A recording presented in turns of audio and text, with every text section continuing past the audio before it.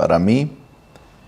Es formalmente la última semana, el último día de clases que han sido todo el semestre virtuales, digitales, sobre la cátedra Poder Legislativo de la maestría de la UNAM. Tengo muchos años dando esta clase, junto con otras clases de Derecho Constitucional, pero quiero decirles que es una tarea y es un deber agradable enseñar y transmitir conocimientos a los alumnos de la maestría en Derecho de la UNAM.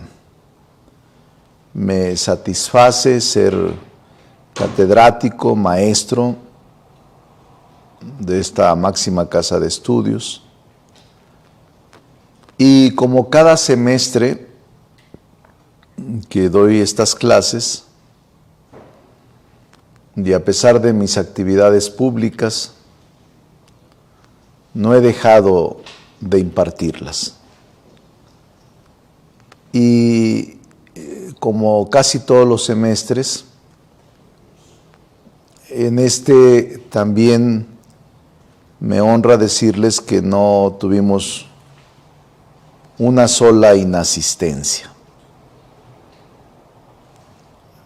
Estuvimos todas las clases, aunque hoy se me hizo muy corto el semestre, quizá por la pandemia, y no tuvimos interacción, no tuve interacción con los alumnos como es mi costumbre, porque se hubieran familiarizado con el lugar del trabajo del Poder Legislativo, las sedes de la Cámara de Diputados, de la Cámara de Senadores, y no fue posible por la pandemia.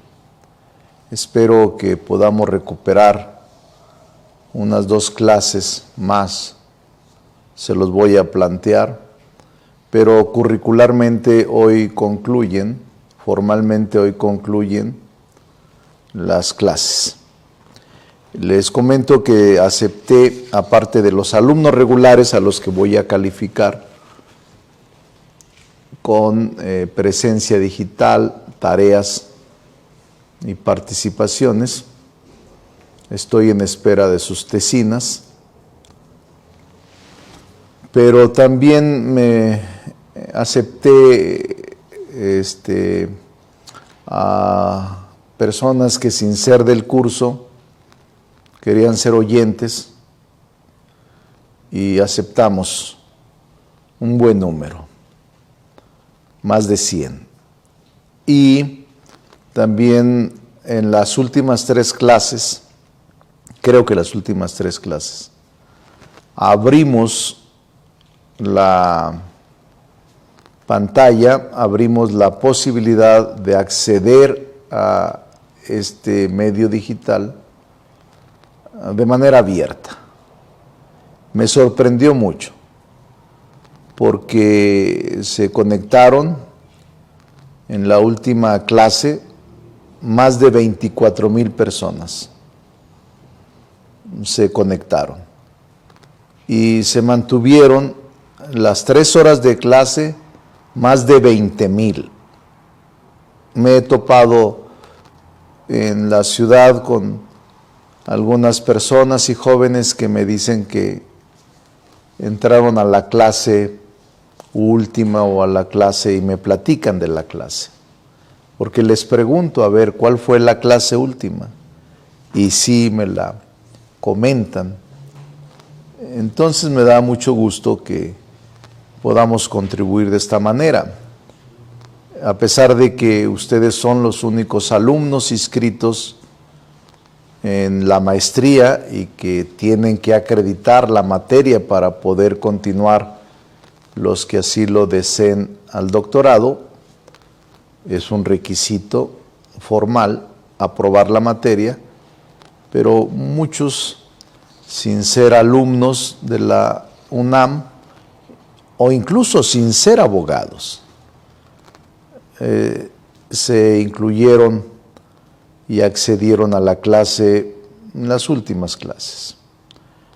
Por eso me satisface mucho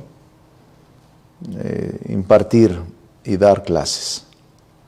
No es fácil, es complicado porque el viernes es el único día que tengo más tranquilo y nunca he dejado de dar la clase. Por eso acumulo las 3 horas de la semana. Cuando puedo las doy presencial las 3 horas, pero ahora por las circunstancias fue complicado. Como saben, yo no percibo, ahora que soy servidor público, no percibo ningún un solo centavo por dar clases.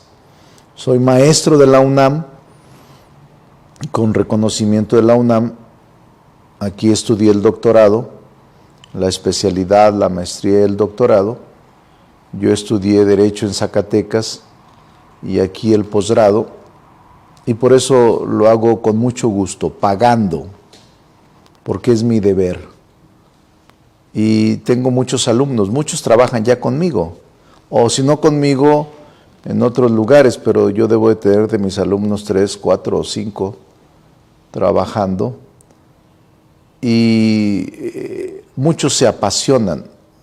2 de mis alumnos son diputados locales en sus estados, y a partir de la enseñanza en esta materia de poder legislativo surgen inquietudes. Algunos otros son jueces, otros son ministerios públicos, pero siempre los veo con mucho agrado cuando me los encuentro.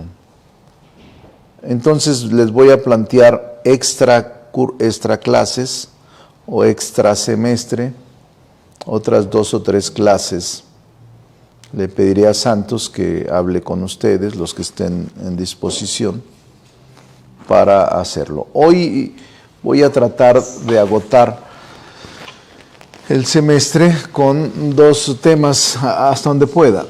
2 temas, trataré de hacerlos muy rápido, que son muy importantes. Muy, muy importantes. El tema de el Parlamento abierto y el tema del cabildeo. No sé si logremos cerrarlo, porque son muy importantes. O sea, estos 2 temas debería de haberlos dado en 2 semanas y voy a tratarlo de resumir en una sola semana. Por eso es que voy a hacer el intento de hacer una compactación. Le voy a ir pidiendo a Santos que me apoye con las láminas.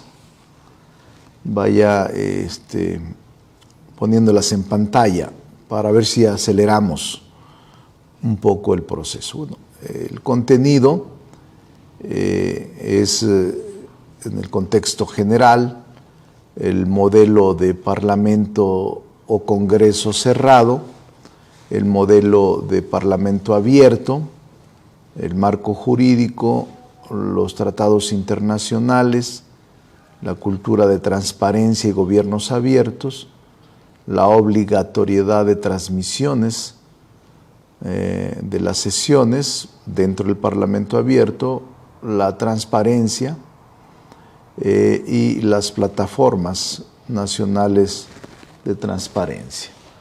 El Parlamento, aquí está, le voy a pedir a Santos que ponga el contenido de lo que vamos a desarrollar ahora y vamos a revisar. De la democracia electoral a la gobernanza democrática. El perfeccionamiento del diseño electoral mexicano fue por mucho tiempo el tema central en la agenda nacional y de la reforma del Estado. Al menos desde 1977, y yo diría desde el 68, pero realmente hasta 10 años después empezaron las primeras reformas. Y la primera alternancia en el gobierno federal, en la presidencia de la República, ocurrió, como ustedes saben, en el 2000. Los esfuerzos legislativos se concentraron en mejorar las reglas, los procedimientos y las instituciones democráticas con la finalidad de arribar a una transición, a una democratización del país. Esa podría llamarse la primera generación de reformas al sistema electoral, 1997-2000, cuando se crea el Tribunal de lo Contencioso Electoral primero y ahora Tribunal Electoral, se crea el IFE y ahora el INE, y se crean las primeras instituciones de carácter electoral. La segunda generación de reformas al sistema ocurrió para mí del 2000 al 2018, hasta la elección del actual presidente de la República.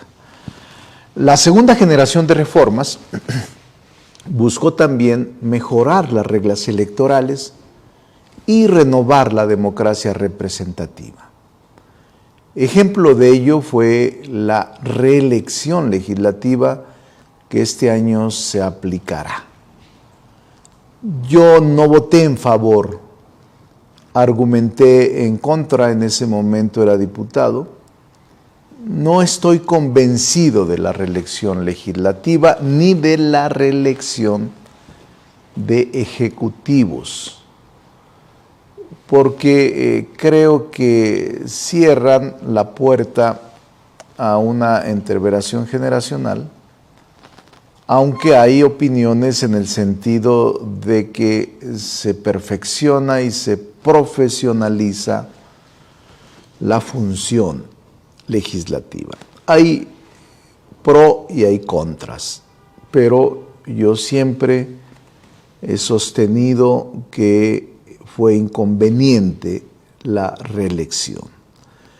Y la tercera generación de reformas al sistema democrático, podríamos decir, ocurre del 2018 a la fecha.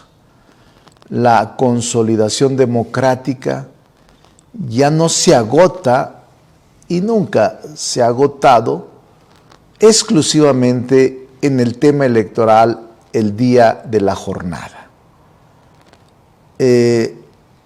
sino que para mí requiere lograr una gobernabilidad democrática eficaz y una participación ciudadana cada vez más consciente, cada vez más cercana y plena.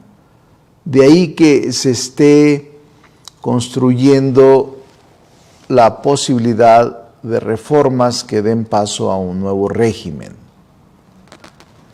Por eso estas reformas que se han aprobado después del 18, consulta popular, revocación de mandato, consulta ciudadana, acerca más a los ciudadanos a la definición de políticas públicas y se instaura una nueva era de gobierno y en ello va incluido lo que ahora estamos definiendo como Parlamento abierto. Desde la reforma constitucional que introdujo el derecho humano a la información, que ocurrió en el 2007, se buscó una gobernabilidad democrática responsable, transparente e incluyente. No obstante, fue hasta la emisión de la nueva legislación general y federal en materia de transparencia del 2015 al 2017 que se configuraron las primeras reglas en materia de gobierno y parlamento abierto, fundamentalmente 2017, o sea, hace apenas 3 años. El parlamento abierto nace ante un escenario sumamente complejo. Existe un área de oportunidades en la consagración de la legitimidad de las instituciones democráticas. Y el Parlamento surge también como una exigencia ciudadana en donde reclamaban mayor transparencia en el ejercicio de la función legislativa, pero también información y participación, aún sin ser legisladores formales. Por eso así se le denomina Parlamento abierto, porque acuden a deliberar, discutir, plantear modificaciones a lo que se discute, perfeccionamiento, enriquecimiento de la propia enmienda que se pretende por parte de ciudadanos que sin ser legisladores influyen de manera determinante en las decisiones del poder legislativo. Pues esa es la razón del Parlamento abierto. Hoy en día, precisamente a raíz de la innovación tecnológica y de la pandemia, se ha transformado, la pandemia este año, la innovación hace ya varios años, ha transformado la interacción humana a partir del fenómeno de la pandemia. Este proceso, lo repito, se ha acelerado, este proceso de digitalización en todas las áreas de la vida humana.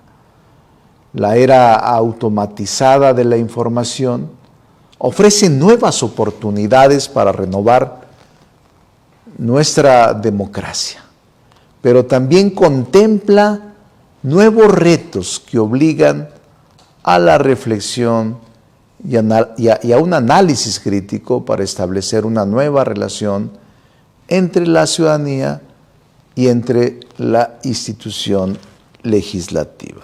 A ver si me los pueden limpiar, por favor. En este sentido, hemos trabajado para adecuar nuestro marco jurídico a los cambios dinámicos recientes. Ejemplo de ello, en la aprobación de la reforma electoral en materia de teletrabajo, que acabamos de publicar apenas hace una semana, el 11 de enero de este año, cuyo decreto adiciona a la Ley Federal del Trabajo un capítulo para proveer, en esencia, los trabajos a distancia, utilizando primordialmente las tecnologías de la información y comunicación para el contacto y mando entre el trabajador y el patrón, cuando más de que el 40% del tiempo que utilice el trabajador lo realiza en su casa o en otro espacio distinto al del trabajo. La utilización de estas nuevas tecnologías de la era digital, sobre todo en tiempos de crisis, han ayudado a los parlamentos a incrementar su eficiencia y perfeccionar sus procesos y sus sistemas de información, pero también a vincular de manera más directa a los legisladores con sus representados, a los legisladores con sus ciudadanos o con los ciudadanos de su distrito. Las nuevas tecnologías de la información y la comunicación son un buen instrumento para fortalecer los principios que caracterizan el trabajo legislativo: representación, control, participación, deliberación, colaboración y publicidad, y que se pueden producir grandes cambios en la organización y el funcionamiento del Parlamento. Un Parlamento digital implica no solo los medios electrónicos para digitalizar la información que éste genera, sino que con la utilización de las nuevas tecnologías se logre un quehacer legislativo más transparente a la ciudadanía, más accesible a cualquier ciudadano que se conecte, más austero y más cercano a la gente, en donde exista una mejora constante y permanente de los medios digitales en favor de la población. Ese es el propósito, y por eso la presidencia de la Junta de Coordinación Política y la propia Junta de Coordinación Política, que es uno de los órganos de gobierno, ha tenido que reunirse por medio de plataformas digitales a fin de presentar planes, acordar planes y programas que son fundamentales en esta etapa distinta. El Parlamento digital, el Parlamento abierto, ambos se complementan. Parlamento abierto es que tú, como estudioso de la materia rural, puedas ir al Parlamento a debatir, que te den oportunidad de deliberar sobre la ley de reforma agraria que se está discutiendo y de la cual tú consideras que la proyección que se pretende es equivocada. Eso es el Parlamento abierto. Vienen distintos sectores, especialistas, académicos, y discuten sobre una ley. Así lo hemos hecho en distintos momentos, sobre todo ahora, a partir del 18, es un instrumento muy usual que hemos utilizado en las últimas fechas. Por esa razón, es muy importante lo que es el Parlamento abierto y cómo se complementa con el Parlamento digital.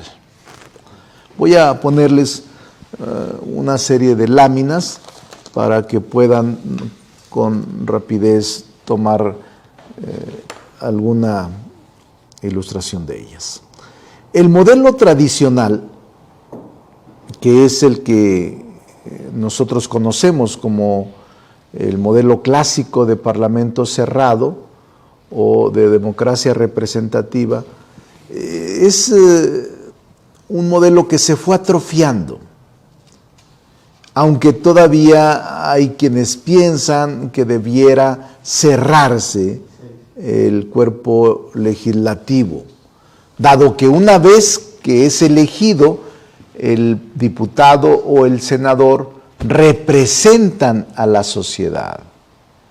Y alguna teoría es correcta en ese sentido, ya que desde el momento en que se elige a un legislador, este ya no es responsable ante sus electores y en consecuencia no es revocable su mandato, precisamente porque él está llamado a tutelar los intereses generales de la sociedad civil y no los intereses particulares de esta o aquella profesión ni grupo.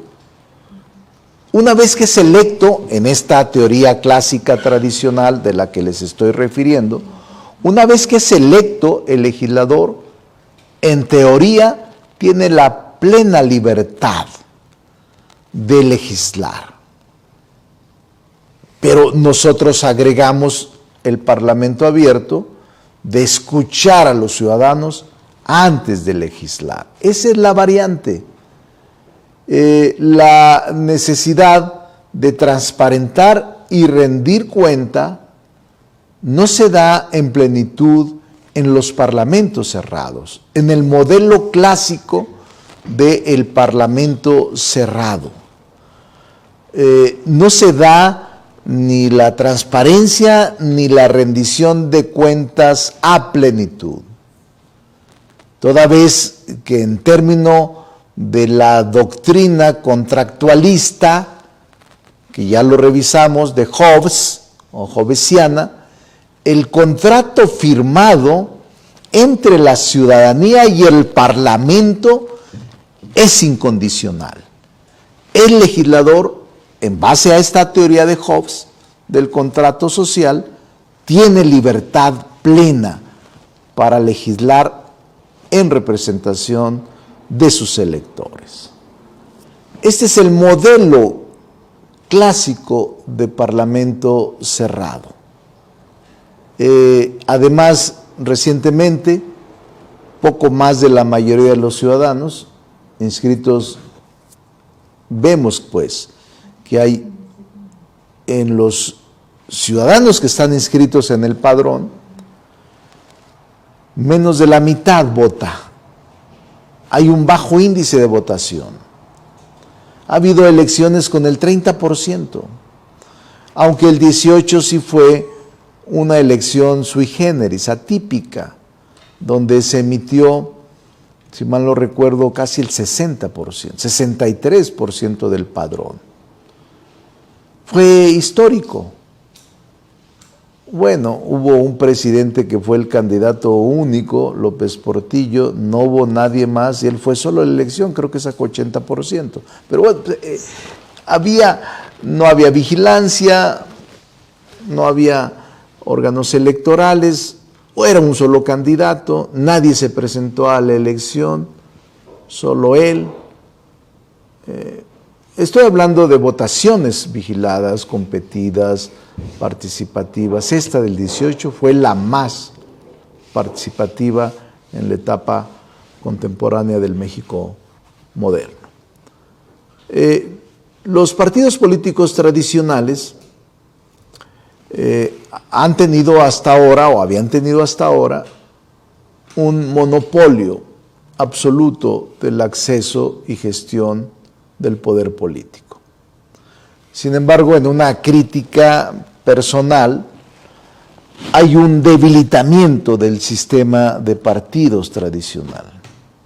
Y el propio sistema de partidos tradicional ha perdido legitimidad y con ello capacidad de incidencia en las políticas públicas, máxime que carecen de ideología definida y solo se unen con fines electorales. Vean ahora, y es una crítica académica, que se han sumado los partidos políticos que durante los últimos 100 años, o casi 100 años, o 100 años, han gobernado al país.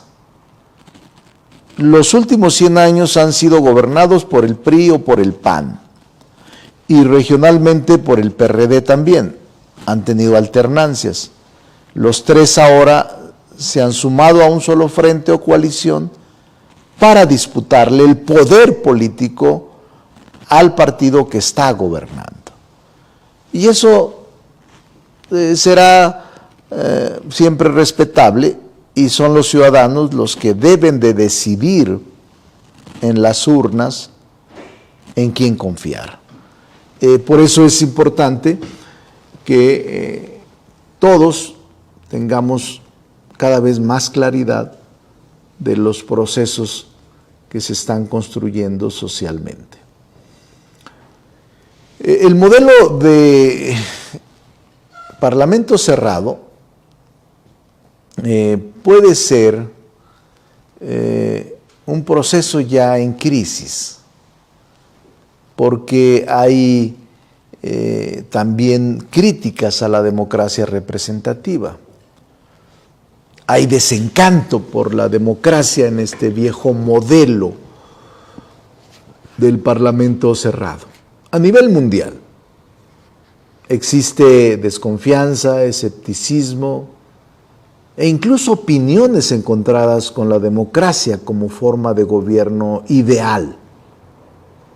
Norberto Bobbio refiere que la democracia tiene promesas incumplidas como son la persistencia de oligarquías, la sociedad desinformada o la sociedad insuficientemente educada para la toma de decisiones, las asimetrías en la información, la imposición de los intereses particulares y egoístas sobre los intereses sociales en búsqueda de bienestar común, la persistencia de grupos de interés que inciden de manera importante en el terreno electoral, así como la presencia de un poder invisible.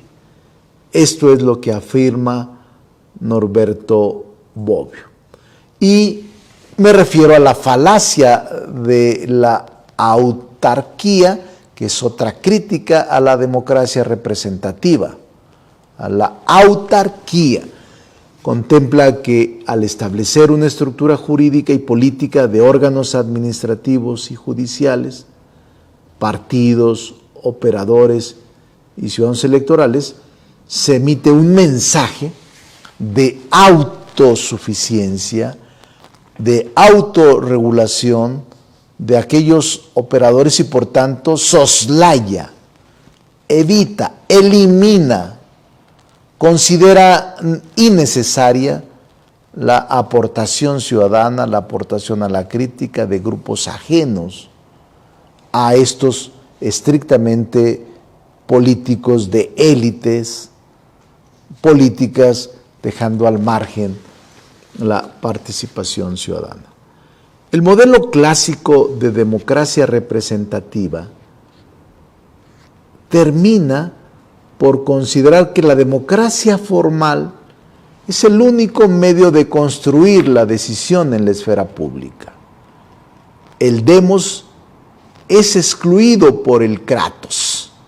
Esto es, el propio gobierno excluye al pueblo en las decisiones más importantes, en las decisiones públicas del país. Esta es la crítica muy resumida al modelo clásico de parlamento cerrado, que todavía hasta el 18 se observó en el país y todavía hay reminiscencias en la actualidad de cerrar decisiones en el Congreso para que solo sean los legisladores los que opinen, los que decidan, los que voten sin escuchar a ningún sector social del exterior. Ahora bien, pasemos al modelo de parlamento abierto. Primero es la apertura a la participación ciudadana como una de sus principales características. La nueva configuración del Parlamento en este nuevo siglo ha mutado hacia la construcción de modelos que incentivan la participación ciudadana en la toma de decisiones. En este esquema, el rol ciudadano, el rol de los ciudadanos es clave. Es decir, no influye el día del voto o no se actualiza únicamente a través del voto, sino que valida la efectividad de sus representantes en tanto que estos les garanticen una relación más articulada, más receptiva, más próxima, más incluyente y más transparente.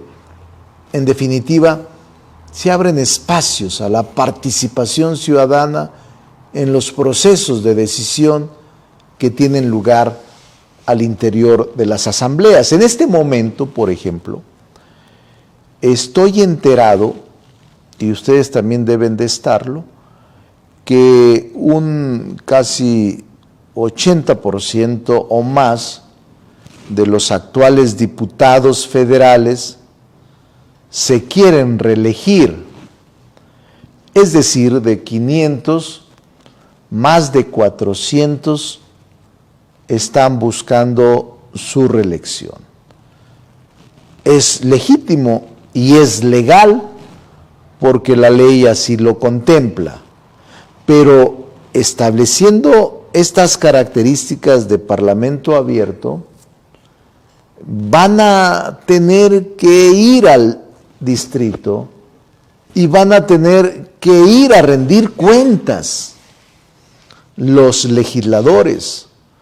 Y aquel legislador que nunca se paró en su distrito y que ahora intenta reelegirse, se tiene que enfrentar a una barrera durísima de la ciudadanía y de un reclamo constante de decirle, ¿por qué te voy a dar mi voto si nunca supe lo que hiciste, si nunca me consultaste sobre lo que hiciste? Es decir, será una elección de mayor rendición de cuentas, derecho a la información y transparencia, que es otra característica. El derecho a la información, transparencia y rendición de cuentas. En este esquema existe un complejo entramado institucional que parte del derecho a la información y obliga a las asambleas a que transparenten y hagan pública la información relacionada con sus actividades, a diferencia del modelo cerrado que acabamos de ver, en el que impera la opacidad. En este nuevo esquema, la transparencia y la información son características claves. ¿Cuál es una tercera característica del modelo de parlamento abierto? Son democracias deliberativas. Da paso a discusión, deliberación y mayor información y vinculación con los ciudadanos. Busca abarcar a la sociedad en su globalidad y considerar los contextos de comunicación de los afectados o beneficiados de leyes, normas o funciones que desarrollan los legisladores, para identificar los problemas, pero también para influir en sus soluciones y que se generan en la vida cotidiana. También la influencia de la sociedad civil es enorme en este tipo de parlamentos. Los colectivos, los grupos organizados, los movimientos sí influyen en el parlamento. Y hay un espacio de deliberación sobre temáticas distintas. En este momento, por ejemplo, tenemos una discusión sobre la vida digna, tenemos una discusión sobre la eutanasia, tenemos una discusión sobre el aborto, tenemos una discusión sobre leyes de población y tuvimos discusión muy fuerte en los fideicomisos, tuvimos una discusión muy fuerte en temas como la separación del poder político y el poder económico, la prohibición de la condonación de impuestos. Es decir, siempre, ahorita en este momento tenemos una fuerte discusión sobre el contenido de la ley orgánica o de la iniciativa de ley orgánica de la Fiscalía General de la República, y tenemos una discusión previa a la presentación de la iniciativa de eliminación de los órganos autónomos y de outsourcing. Y digo previa a la presentación de iniciativas porque estamos discutiendo en un vacío, dado que no hay iniciativas en torno a estos temas. de la supresión o adelgazamiento de los órganos autónomos, outsourcing y otros temas que, estando en la agenda, no están diseñadas las iniciativas. También el modelo de parlamento abierto reivindica el peso del parlamento en la toma de decisiones del país. Son parlamentos más incluyentes, más receptivos, más accesibles a la población, y la función se ciudadaniza más. No se siente tan alejada y tan oculta y tan opaca como sí lo es el parlamento cerrado. Y se garantiza de mejor manera el derecho a la información y a la transparencia, que es una de las críticas del parlamento cerrado.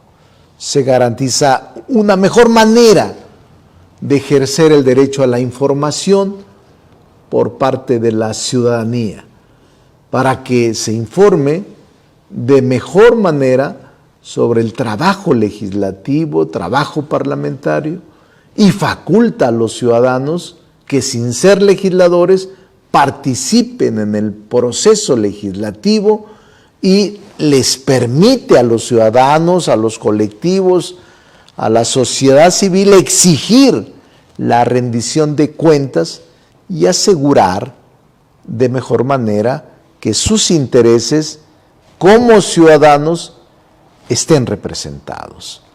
Además, que se introduce en la agenda legislativa el mejoramiento permanente de la apertura y acceso legislativo. Se genera, yo creo, que los derechos humanos de la ciudadanía a la información y a la participación se estén ejerciendo. Es un tema clave desde mi punto de vista. ¿Por qué es importante el Parlamento abierto?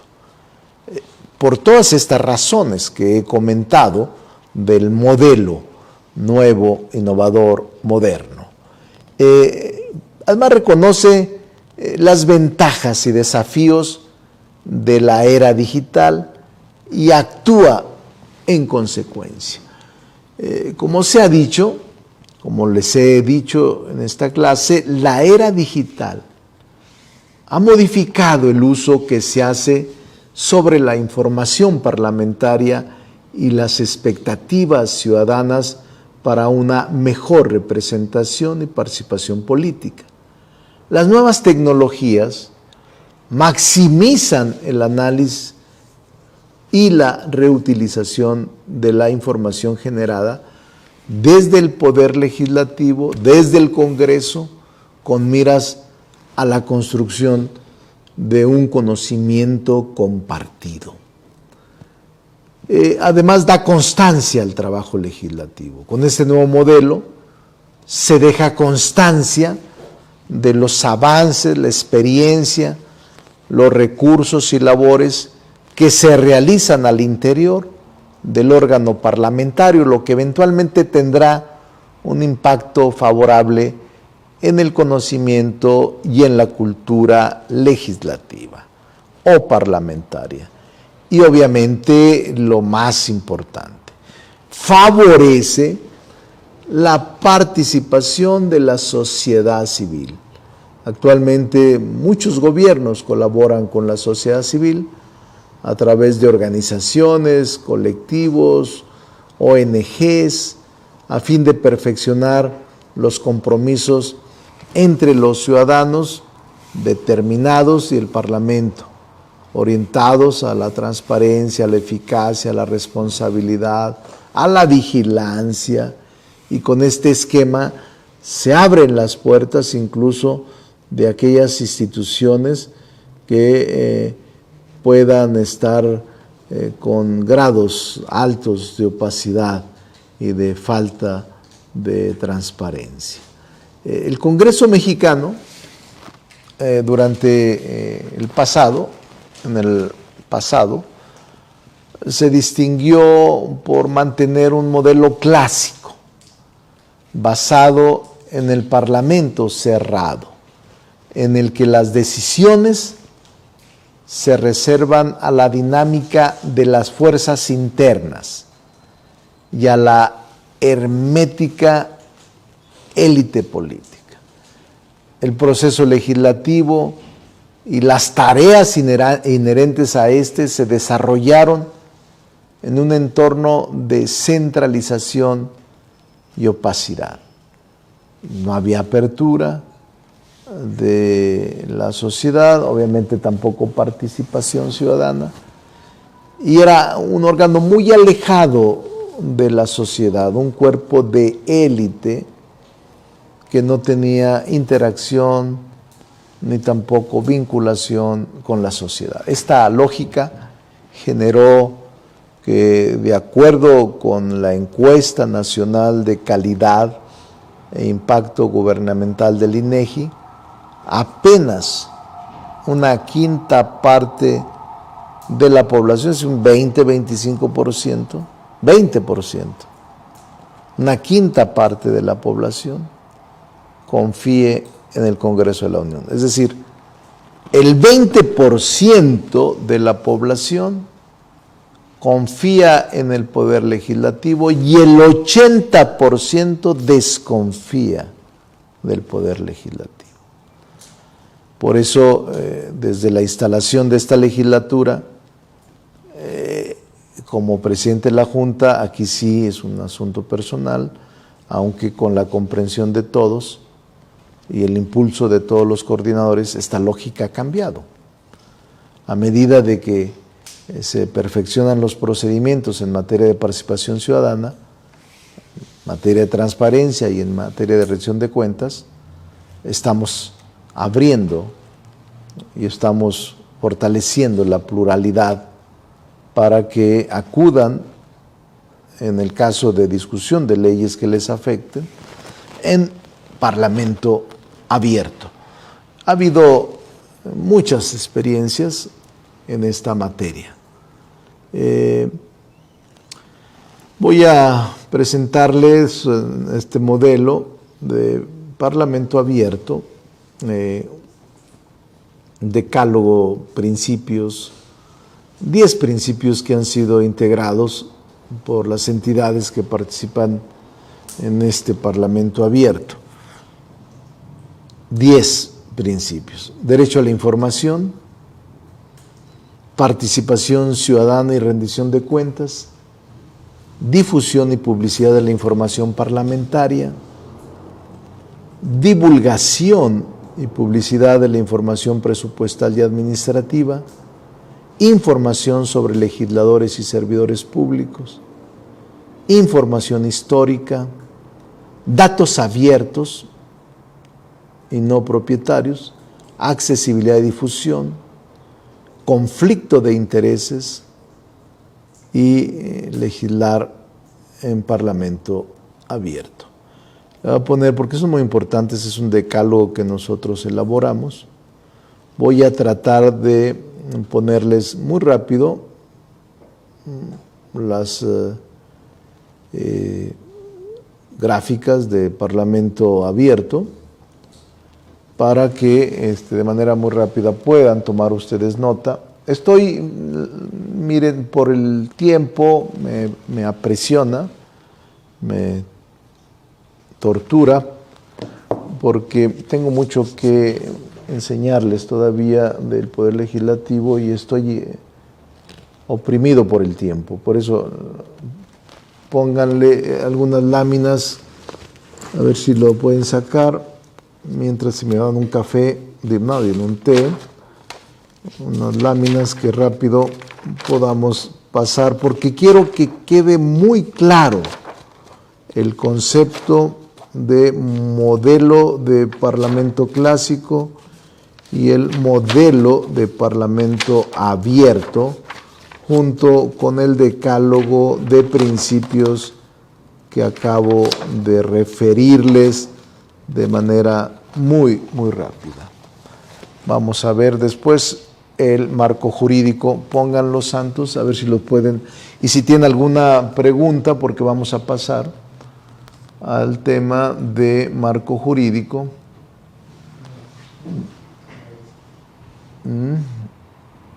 De este tema, de derechos del hombre y del ciudadano, y que lo contemplan el derecho humano a la participación ciudadana. Bien, bueno, están pasándolo muy rápido. Es que saben ustedes que esta clase, se lo he dicho al rector y al director de la Escuela de Derecho, no debería, bueno, aunque todo el mundo reclama a los que dan clases, yo creo que debería ser más amplio, un semestre más amplio, y un semestre o 2 semestres, o deberían tener una clase obligatoria, aunque en la especialidad hay poder legislativo, también en la maestría también, pero es muy apasionante. Ahora se ha convertido más apasionante cuando hay alternancias políticas y hay modelos políticos distintos.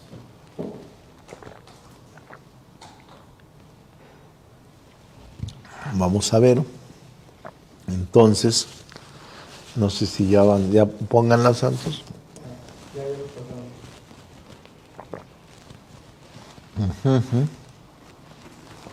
Vamos a ver, modelo parlamento cerrado. El decálogo es muy importante que lo revisen.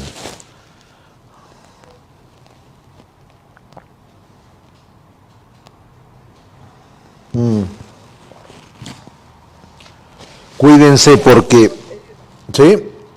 Buen día, mi nombre es Guadalupe Hernández. Me quedé con una duda respecto de lo que comentaba, que ahora los diputados que se quieren reelegir tienen que acudir a sus distritos. Entonces me quedé con la duda de saber si existe una sanción, porque por ejemplo yo lo veo en nuestras colonias, ¿no? Existen muchas casas que estado fulanito de tal, y nunca ves que exista esa presencia. Entonces, ¿existe una sanción o No, algún tipo de obligación? No, no, María María Guadalupe, Guadalupe, no no existe existe ninguna ninguna sanción. sanción. La La única única sanción es el ejercicio de tu derecho a votar. votar. Anteriormente, como no existía la reelección, no no existía, existía, ahora sí, a partir de este proceso del 21 será la primera vez que se aplique la figura de la reelección. Y los diputados que son ahora diputados, un gran porcentaje, les decía casi el 80%, se quiere reelegir. Pero se van a enfrentar por primera vez en su historia a una sociedad exigente, a una sociedad que dirá, ¿y por qué hasta ahora vienes? Así nos dirán. Yo espero no reelegirme, pero termino en 3 años. Pero eso es bueno porque se transparenta y se exige la rendición de cuentas. En efecto, no hay sanción, o sea, simplemente es el voto. Digo, bueno, votar por ellos. Sí, sí, así es. Bueno, Buenos días, soy Rocío. Sí, Rocío. Niña de Rocío. Sí, quería hacer un comentario. Bueno, yo he notado una cierta confusión en la identificación de la tarea de un legislador por parte de, pues, una parte de la población, ¿no? Es cuando aquellas personas que ven al diputado o al senador y le dicen que por qué su calle sigue igual, ¿no? yo considero que ahí también hay que, por parte de la ciudadanía, tenemos que enterarnos cuál es la razón y la tarea, ¿no?, de un legislador. Es la creación de una norma. En este sentido, él no va a ir a pavimentar la calle, ¿no? O sea, él lo que va a realizar es su tarea de crear esa norma, ¿no? De crear las condiciones posibles para que sea efectivo y se pueda, de alguna manera también, con base en el presupuesto, proponer una mejor distribución, ¿no? Entonces, al platicar con vecinos, como que se tiene una cierta, no se tiene claro, ¿no?, en muchas de las ocasiones. Entonces, considero que también la labor de los legisladores, pues es dar a conocer, ¿no?, las tareas en cuanto a la creación de las leyes y en qué ayuda a la población, ¿no? No solamente yo propuse esta ley, ¿no? O sea, tienes también que decir para qué, ¿no? ¿Cuál es el bien común que está proporcionando y que para justificar esa iniciativa? Has tocado tema clave. En efecto, el problema fundamental que priva en México, fundamentalmente, y seguramente en otros países, pero es la confusión, en efecto. Porque el diputado en los hechos, de facto se ha convertido en un procurador de pueblos, es decir, en un gestor social.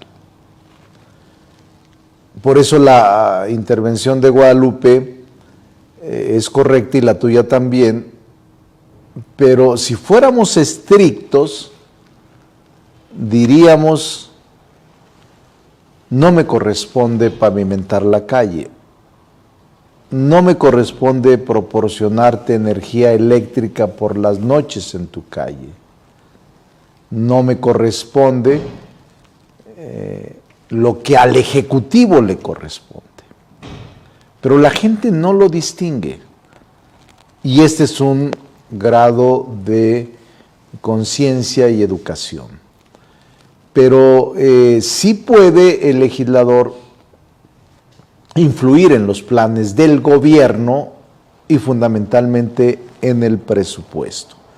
Es decir, yo aprobé el presupuesto e influí en el presupuesto para que se estableciera un mayor recurso para pavimentación de calles en el país, porque no puede particularizar.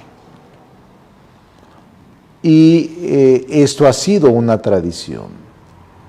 Por eso es importante destacar, había un legislador que ganó la elección, lo recuerdo muy bien, en el 88.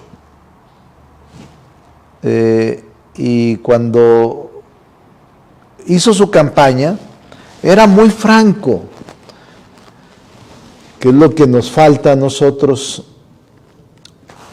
practicar a todos los que somos legisladores o en su momento haciendo campaña. Les dijo, yo no voy a regresar. Si ustedes me eligen, no voy a regresar. Lo que voy a hacer es un buen legislador, hacer buenas leyes, buscar la manera de cómo no te afecten y cómo beneficien a los pueblos que represento. Pero no voy a venir, lo que tú dices, Rocío, lo que Rocío dice, no voy a venir a pavimentarte las calles, no voy a venir a darte una despensa, no voy a venir a arreglarte el camino, porque esa no es mi función. Ustedes me van a elegir si me dan su voto y lo que me comprometo es hacer un buen legislador. Yo he sido 7 veces, he sido votado 7 veces. 7 veces, no, 8 veces he sido votado. Y las campañas se han prostituido. Y cuando era candidato a gobernador, en 1988 fui candidato de la oposición, en contra del presidente de la República, en contra del gobernador del estado, en contra de los presidentes municipales, que prácticamente de 56 municipios gobernaban 54, el partido que estaba en el gobierno, que era el PRI. Y entonces yo llegaba haciendo campaña a las comunidades alejadas o a los pueblos o a los municipios, y la gente me decía: candidato, pero ¿usted qué nos va a dar? Porque ya vino el candidato del PRI y nos dio despensas, y ya vino el candidato del PAN y nos dio gorras y cachuchas, ya vino el candidato del Verde y nos dio esto y esto otro. ¿Usted qué nos va a dar? Y yo, mi respuesta era: un buen gobierno. No traigo dádivas, no tengo dinero, confía en mí, que lo que puedo darte es un buen gobierno. Porque no puedes tú luchar contra el gobierno en dádivas, porque es el recurso público con el que compites. Tú puedes conseguir 100 despensas, pero ellos consiguen 100,000 o pagan 100,000. Además, yo no creo en eso. Y era una lucha permanente por la dádiva, y la gente sí votaba temprano, si llegaba temprano la despensa a su casa. Si llega temprano antes de las 8 la despensa o los 500 pesos, voy a votar.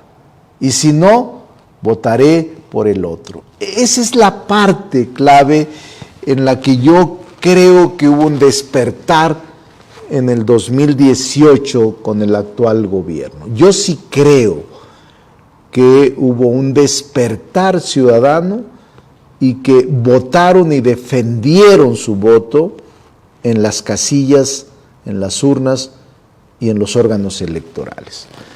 Por eso es muy importante la pregunta, Rocío. A ver, vamos a ver, bueno, ya más o menos tomaron nota, ¿no?, de las láminas que para tal efecto hemos preparado para esta clase. ¿Cuál es el marco jurídico de este derecho humano, que es el Parlamento abierto, a la participación ciudadana? Está contenida en la Observación General 25 del Comité de Derechos Humanos, que habla de asuntos públicos del Pacto Internacional de Derechos Civiles y Políticos.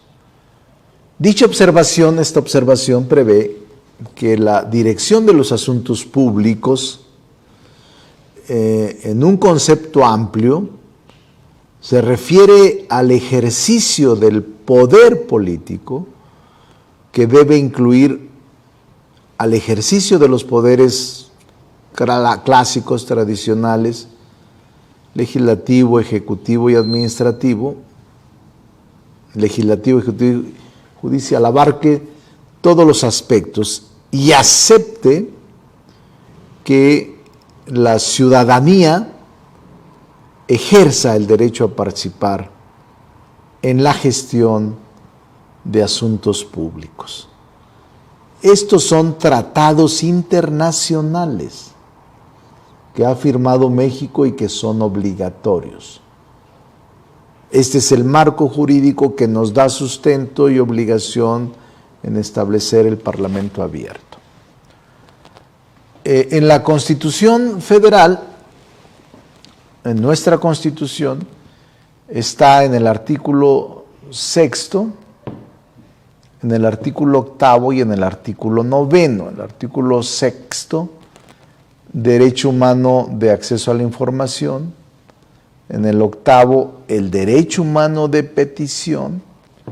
Y en el 9º, derecho humano de asociación y reunión. Estos son los 3 derechos que en materia jurídica pueden presentarse y aplicarse. Ya en la parte reglamentaria está la Ley General de Transparencia y Acceso a la Información Pública, la cultura de transparencia y gobierno abierto, y en la Ley General de Transparencia y Acceso a la Información Pública está la obligación de transparencias comunes y existe la obligación en la materia que son comunes a todos los sujetos obligados, entre los que se encuentran los poderes, el Poder Legislativo concretamente, orientados a poner a disposición del público y mantener actualizados en medios electrónicos la información de su competencia en las áreas que deben de garantizar este derecho. ¿Cuáles son las 20 obligaciones más relevantes? Fíjense bien, las 20 obligaciones más relevantes para el ámbito legislativo o parlamentario. Primero, el marco normativo aplicable. Esa es derecho humano, que es una obligación del Congreso. Marco normativo aplicable, leyes, códigos, reglamentos, decretos de creación, manuales, reglas de operación, criterios, acuerdos, todo. Otra obligación de información hablo, estructura orgánica completa, es una obligación, estructura orgánica completa. Tercera, obligación, facultades, es informar, tener en la página de información, en el acceso, informar permanentemente. Facultades de cada área, tercera. Metas y objetivos de las áreas de conformidad con sus programas operativos. Quinta, indicadores relacionados con temas de interés público o trascendencia social que conforme a sus funciones deban establecer. Sexto, indicadores de rendición de cuentas de sus objetivos y resultados.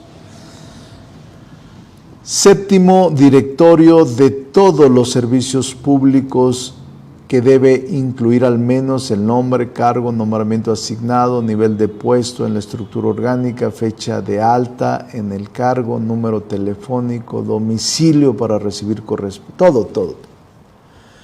Correos oficiales, electrónicos, información, todo tiene que estar transparente y es una obligación de transparencia. Remuneración bruta y neta de todos los servidores públicos. Gastos de representación y viáticos, así como el objeto e informe de comisión correspondiente. Número total de plazas y del personal de base de confianza. Especificado el total de las vacantes por nivel de puesto para cada unidad administrativa. 11, decimoprimera, contratación de servicios profesionales por honorarios. 12ª, información en versión pública de declaraciones patrimoniales de los servidores públicos. 13ª, domicilio de la unidad de transparencia, además de la dirección electrónica donde podrán recibirse las solicitudes para obtener la información. 14ª, convocatorias a concursos para ocupar cargos públicos o los resultados de las mismas. 15ª, las condiciones generales de trabajo, contratos, convenios que regulen las relaciones laborales del personal de base o de confianza, así como los recursos públicos en especie o donativos que sean entregados a los sindicatos y ejerzan como recursos públicos. 16º, actas de sesiones ordinarias y extraordinarias, así como las opiniones y recomendaciones que emitan. 17º, listado de servidores públicos con sanciones administrativas definitivas, especificando la causa de sanción y la disposición. 18º, información financiera sobre el presupuesto asignado, así como los informes de ejercicio trimestral del gasto, informe de resultado de auditorías, el ejercicio presupuestal, las aclaraciones que correspondan y el resultado de dictaminación de estados financieros. 19ª, las concesiones, contratos, convenios, permisos, licencias o autorizaciones otorgadas. Y 20º, mecanismos de participación ciudadana. Santos contesta eso. La Ley General de Transparencia establece pues estas obligaciones de transparencia específicas en el caso del Poder Legislativo. Por eso es que cada vez, ahora, la Ley de Transparencia y Acceso a la Información Pública establece pues la Plataforma Nacional de Transparencia y a través de ella la obligación de informar sobre todo esto que realizamos o hacemos: sistemas de solicitud, sistemas de gestión, sistemas de portales, sistemas de comunicación entre organizaciones. Entonces hay obligaciones del Senado visibles en la página de la Plataforma Nacional de Transparencia. Entonces, es muy importante que relean la ley de transparencia, la Ley Federal de Transparencia, Acceso a la Información. De acuerdo a la ley, los sujetos obligados deben contar con una unidad de transparencia. Nosotros tenemos, todos tienen una unidad de transparencia que da seguimiento al cumplimiento de todas las obligaciones en la materia. El Senado de la República cuenta con su propia unidad de transparencia, constituida para velar que se garanticen los derechos humanos de acceso a la información y a la protección de datos personales, contemplados en la Constitución, y recibe todas las solicitudes de acceso a la información y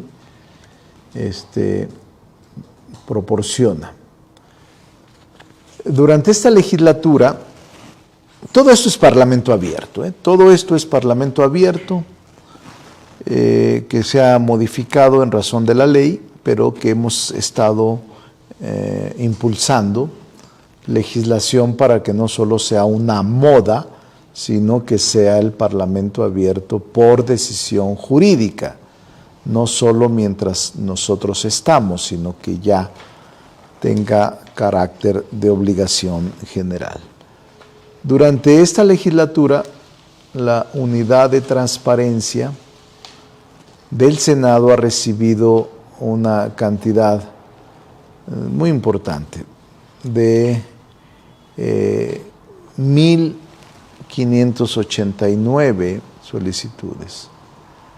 Pero en todo el periodo, y solo para el año 2020, es el año que pasó, se registraron un total de 1.073 solicitudes de transparencia. Y a través de la plataforma se presentaron 1.061. Les voy a proporcionar una lámina donde establece en barras cómo se fue presentando en los años cómo se fueron presentando solicitudes.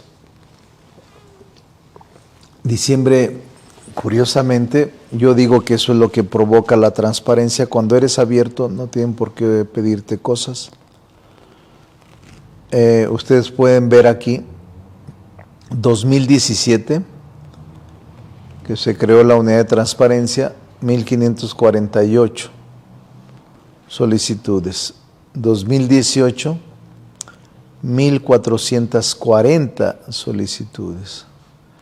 2019 fue el más alto hasta la fecha, 1589.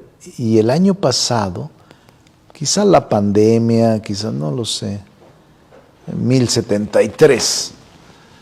Por muchas razones, además, nuestra actividad se disminuyó notablemente. Entonces, y se presentaron, o sea, nosotros damos respuesta a todas las solicitudes y hay quienes se quedan insatisfechos, pueden recurrir en revisión, al recurso de revisión, y tenemos esta estadística de que se han presentado un promedio de 40 recursos de revisión por año sobre temas que no satisfacen a las partes que lo solicitan. 37 en el 17, 33 en el 18, 47 en el 19 y 48 en el 20. Recursos de revisión. Tan solo en diciembre del 2020 se registraron 47 solicitudes de acceso a la información y 167 a través de la plataforma digital. Aquí están las estadísticas de cómo se han presentado y sobre qué temas. Fundamentalmente sobre servicios parlamentarios, comisiones legislativas, grupos parlamentarios. Aquí está la estadística también de lo que presentamos y que está en la plataforma de acceso. Por eso también la Ley Federal de Transparencia y Acceso a la Información Pública tiene obligaciones, contempla esta ley, obligaciones de gobiernos abiertos, comunes. Este ordenamiento prevé diversas obligaciones a los sujetos obligados, entre ellos obviamente el Poder Legislativo. Y son lo que ya dijimos: establecer políticas internas, transparentes, generar condiciones que permitan que permee la participación de ciudadanos y grupos de interés, crea mecanismos para rendir cuentas de sus acciones y promover la eficacia tanto en la organización de su trabajo como en su propio desempeño. La Ley Federal de Transparencia es el marco, junto con la Ley Orgánica, la que nos da esta posibilidad de avanzar en el acceso a la información y en la obligación de rendir cuentas. La Ley Federal también contempla obligaciones puntuales para las cámaras del Congreso de la Unión. La participación ciudadana en el proceso legislativo, que es el Parlamento abierto, y publicar activamente información en línea sobre las responsabilidades, tareas y funciones de las cámaras, facilitar la formación de alianzas con grupos externos para reforzar la participación ciudadana en las cámaras. Todo esto es parte de un nuevo proceso que estamos viviendo. Participar también, permitir que el ciudadano tenga acceso a la información más comprensiva, publicar información legislativa, desarrollar plataformas digitales, desarrollar programas divulgados dirigidos a jóvenes, y garantizar apertura. Todo esto es parte de nuestras obligaciones. La Ley de Federal de Transparencia obliga a que todo esto se publique en Parlamento Abierto. Les voy a proporcionar la ley relativamente muy esquemático, un cuadro de la Ley Federal de Transparencia y Acceso a la Información, y esta es la información que debe publicarse en materia de Parlamento Abierto.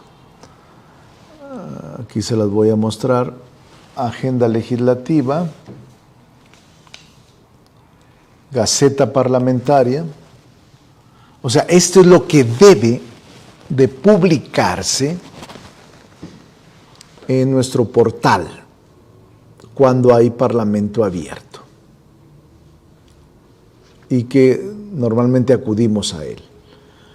Agenda legislativa, Gaceta Parlamentaria, orden del día, diario de debates, versiones estenográficas, asistencia a las sesiones de pleno, iniciativas, puntos de acuerdo, leyes, decretos, convocatorias, resoluciones y versiones públicas de la información. Todo esto debe de contemplarse en el Parlamento Abierto.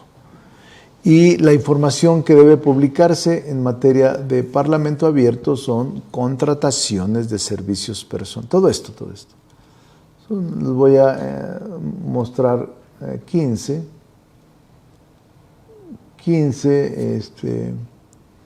puntos que deben publicarse indistintamente, incluyendo el padrón de cabilderos, resultado de los estudios, investigaciones. Todo eso es obligación transparentarlo. Obviamente el principio de máxima publicidad también alcanza este propósito y de hecho se hace permanentemente. ¿Hay límites al derecho a la información? Sí. Los oponibles a... Miren, sí hay límites al derecho a la información en esta materia, inexistencia de derechos absolutos, porque la Corte ha sostenido, la Suprema Corte de Justicia ha sostenido en diversos criterios que no existen derechos absolutos en la Constitución. No hay derechos oponibles a todos los demás derechos humanos. Incluso el derecho a la vida es sopesado frente al derecho a la autonomía de la voluntad de la mujer en caso de aborto. El derecho a la información no es la excepción, como se refirió anteriormente. Sus límites están claramente fijados en la Carta Magna y por la legislación general en materia de transparencia. El derecho a la vida es sopesado frente al derecho a la autonomía de la verdad de la mujer. La información pública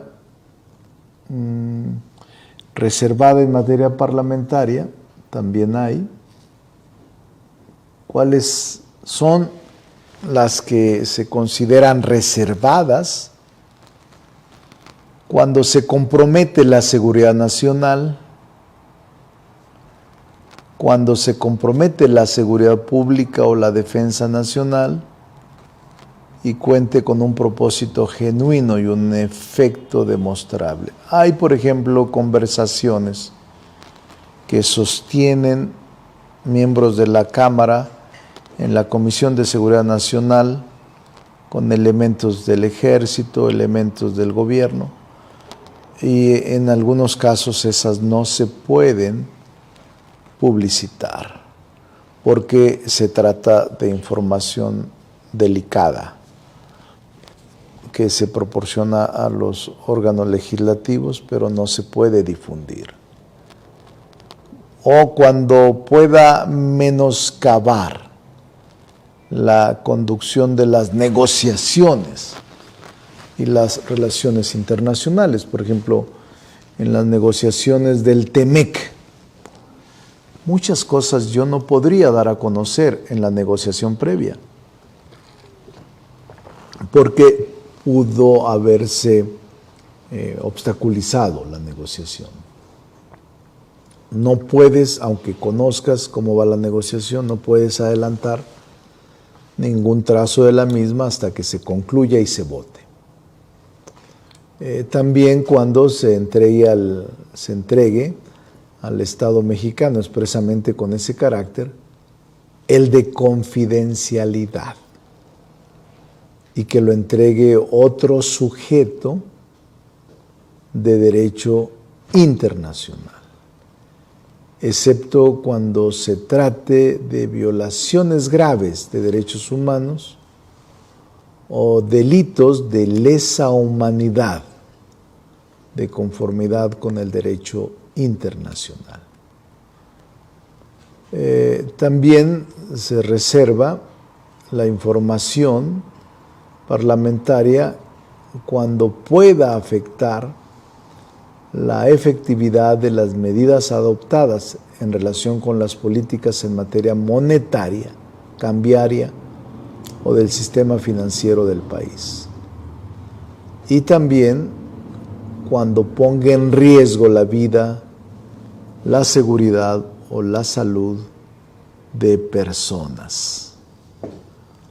O cuando también hay reserva cuando se obstruya las actividades de verificación, inspección y auditoría relativa al cumplimiento de las leyes o afecte la recaudación de contribuyentes, así como obstruya la prevención o persecución de delitos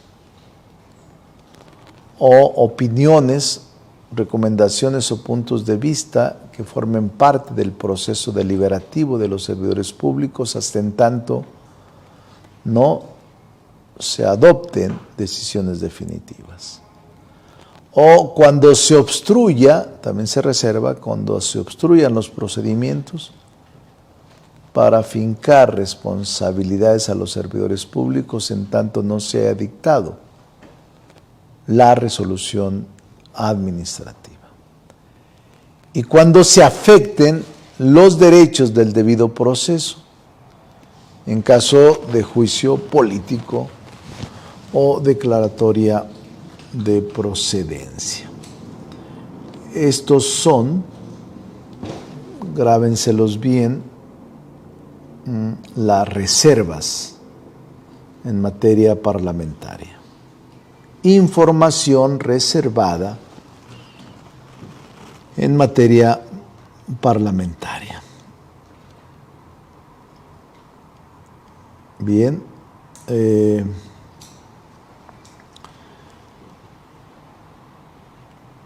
Pero también hay excepciones a la información reservada. No se puede invocar el carácter de reservado cuando se trate de violaciones graves de derechos humanos o delitos de lesa humanidad. Cuando se trate de información relacionada con actos de corrupción de acuerdo con las leyes aplicables. Sí hay información confidencial que es reservada en materia parlamentaria. ¿Cuál es la información confidencial? Se da en tres supuestos. Uno, la que contiene datos personales concernientes a una persona física identificada o identificable. Dos, cuando los secretos bancarios, fiduciarios, industriales, comerciales, fiscales, bursátiles, postales, cuya titularidad corresponda a particulares, sujetos de derecho internacional o a sujetos obligados cuando no involucren el ejercicio de recursos públicos. Estas son información confidenciales. Y tercera, aquella que presentan los particulares a los sujetos obligados, siempre que tengan el derecho a ello, de conformidad con lo dispuesto por las leyes. Esta es la información en materia parlamentaria. Información confidencial en materia parlamentaria. 3 supuestos.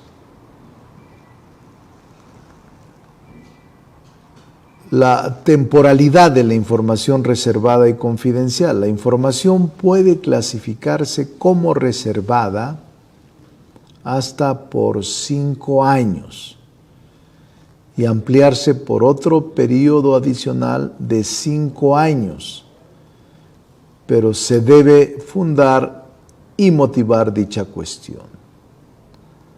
La información confidencial no estará sujeta a temporalidad alguna y no podrán tener acceso a ella los titulares de la misma, sus representantes o los servidores públicos facultados para ella. Ahora hablaremos sobre la declaración sobre la transparencia parlamentaria. Es un documento adoptado por la Comunidad Parlamentaria Internacional en el 2012. Hay un instituto de transparencia legislativa y con el Instituto del Banco Mundial y la Embajada de México en Estados Unidos se hizo un intento de declaración sobre la transparencia parlamentaria,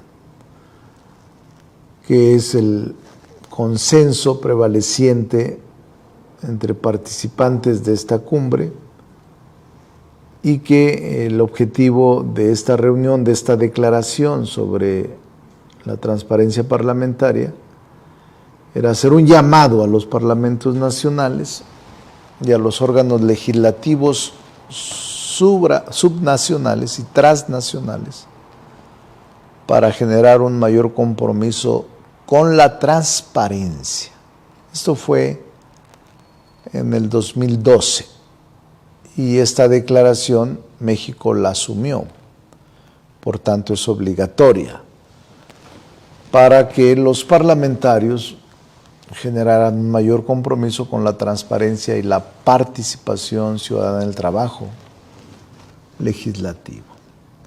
¿Cuáles eran los alcances? Promover una cultura de transparencia, transparentar la información parlamentaria, fortalecer el acceso y la información parlamentaria y permitir el acceso electrónico y análisis de la información parlamentaria. Es importante esta declaración sobre la transparencia parlamentaria. Voy a ponerles una lámina de las dos, transparencia parlamentaria, que es un documento interesante que tiene por propósito esto que les digo y que México está obligado a presentarla, a observarla. Aquí está cuáles son precisamente el contenido. La declaración ofrece una serie de políticas que deben tomarse en cuenta en todos los parlamentos nacionales que suscribimos esta declaración. Propiedad pública de la información parlamentaria, promover la cultura de la transparencia, la cultura de la supervisión, la cultura de la educación cívica.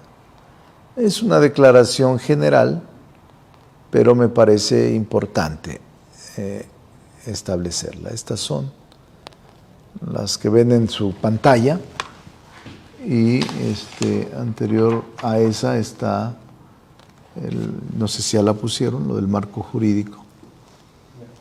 Ya la pusieron. Entonces,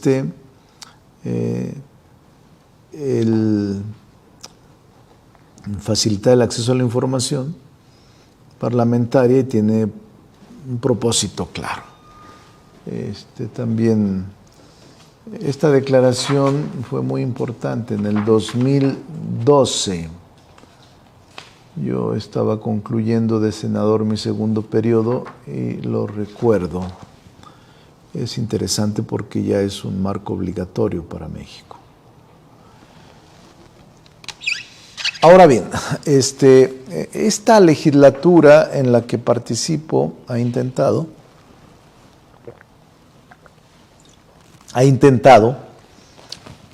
en los temas más difíciles llevar a cabo un parlamento abierto. Ha sido un sello característico de la legislatura que integramos. Los foros de parlamento abierto se han implementado de manera proactiva.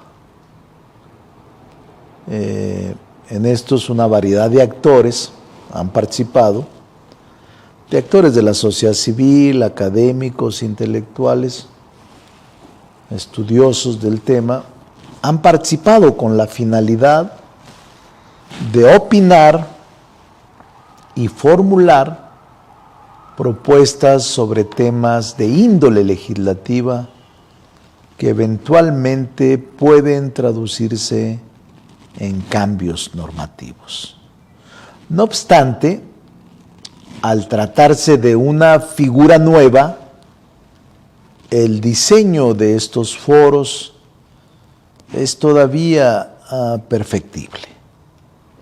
Incluso por lo novedoso de la figura, aún no es posible determinar un avance cuantitativo o cualitativo de su ejercicio a gran escala.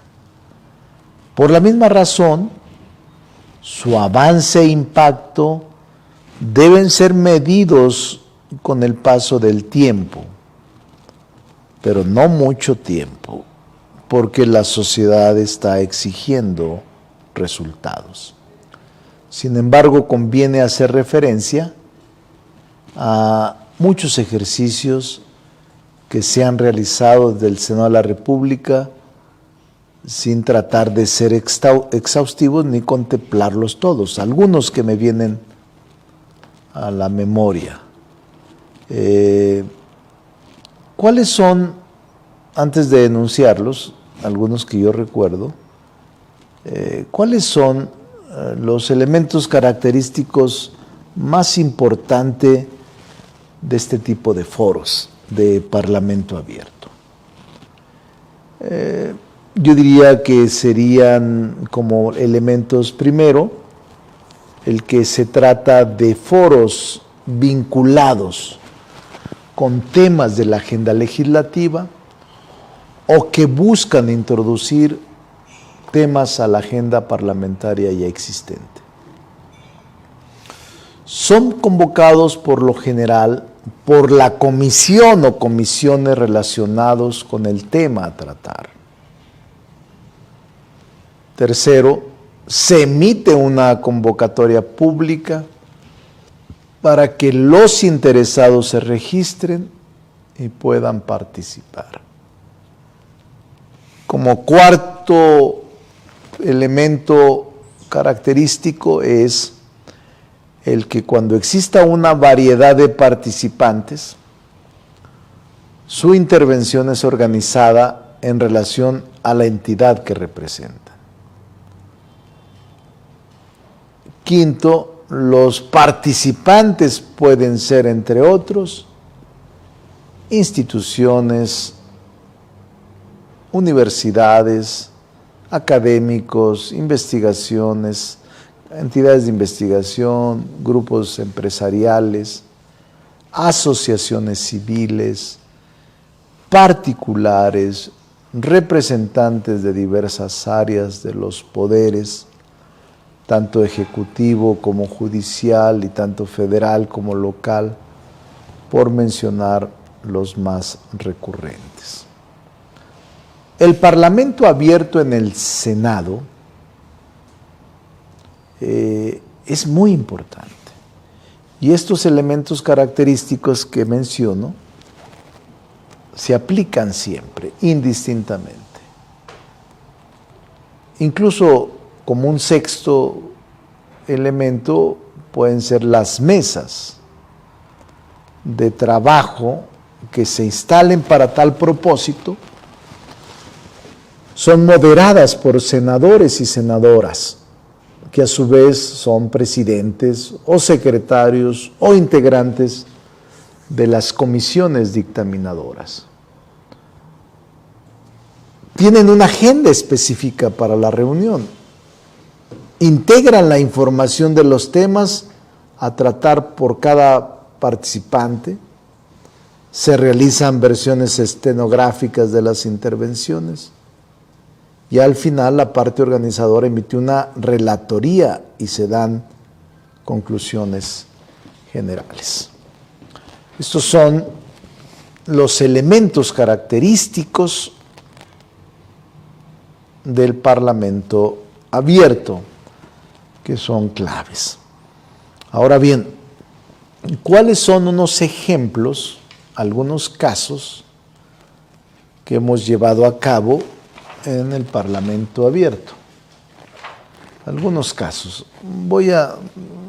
Ahí me están pidiendo que ponga los elementos, pero a ver, ahorita se los voy a poner una lámina muy descriptiva. Pero vamos a ver primero algunos casos. Estos son. Pongan los casos de lo que tenemos que ha habido Parlamento abierto. Es sobre distintas iniciativas. Este es el propósito: documentos legislativos, momentos de realización del Parlamento abierto. Y logramos diversos temas. En materia de reforma laboral, por la complejidad y amplitud de los temas, se dividió en 8 mesas la reforma laboral. Igualdad laboral para hombres y mujeres, discriminación y acceso laboral, derecho de las personas, libre sindicación, conciliación laboral. Todo esto, hubo 8 mesas. Por aquí debe de estar la celebración del Parlamento abierto en materia laboral, para que lo vean también ustedes, con los 8 temas que pusimos en el programa en aquel momento. Y se llevó a cabo el Parlamento abierto y para mí fue muy importante. El primer caso de un Parlamento abierto con miras a perfeccionar una reforma legislativa previamente aprobada se dio con la realización del Parlamento abierto en materia de subcontratación, que se llevó a cabo el año pasado y que sirvió para integrar las propuestas sobre un tema delicadísimo que todavía no se resuelve: la figura del outsourcing. Llegamos a entendimientos, llegamos a formular un dictamen, pero no pudimos lograr sacarlo porque había diferencias. Y dentro de las nuevas conclusiones, hicimos 2 parlamentos abiertos y una reunión de consenso. No se ha podido legislar sobre la figura de outsourcing o subcontratación porque pues, hay muchos intereses encontrados. Estamos buscando los mejores términos en este sentido. Los mejores acuerdos sin lesionar la planta productiva y sin lesionar la posibilidad del consenso. También realizamos análisis de minutas en otros temas que recuerdo muy bien, en la ley de austeridad. Fue otro caso importante.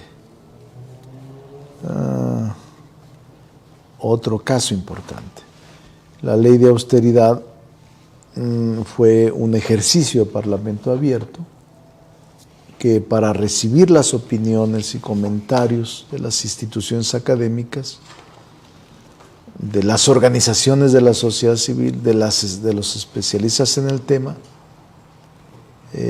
se sometió a la discusión esta minuta de la Ley General de Responsabilidades Administrativas y la Ley Federal de Presupuesto y Responsabilidad Hacendaria. Este ejercicio de Parlamento abierto fue convocado por las comisiones de Hacienda y de Estudios Legislativos y fue muy interesante. También ese es otro ejercicio. También otro fue el relativo a la Ley Federal sobre Metrología y Normatividad. La Guardia Nacional fue otro. O sea, hemos logrado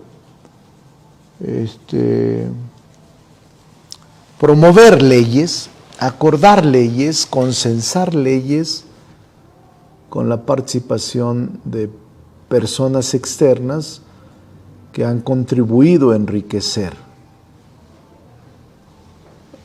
al debate y a las leyes. Diversas organizaciones de la sociedad civil que integran la Alianza para el Parlamento Abierto dieron a conocer que el país requería accesibilidad, transparencia, productividad. Y nosotros hemos estado muy atentos a lograr que se incorpore en el Parlamento Abierto las leyes más importantes.